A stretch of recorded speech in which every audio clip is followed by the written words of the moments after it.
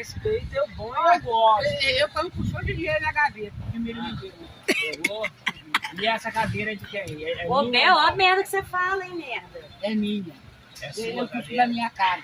É sua casa? Você comprou essa cadeira? Não, saiu. Com certeza. Do negócio aí. Eu vou querer essa comida sua pra mim. Então calma. Ah, você é boazinha. E você vai comer o quê?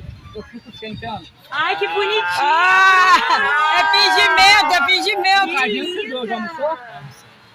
Dá pra mim então, né, Gabriel? Só por isso que você Então foi dá pra muito mim. boa. Dá pra mim então. Você quer dar pra macho ou você quer dar comida, né? Isso, A macho você quer dar. que fica aqui me cantando. Eu tô o pau na cara dele. Foi, né, Gabriel? Meu marido tá te cantando. Eu não gosto de preto, falei com ele. Eu gosto de branco assim, moreno, igual Bruno. Que isso, né, Gabriel? Sabe? Ah!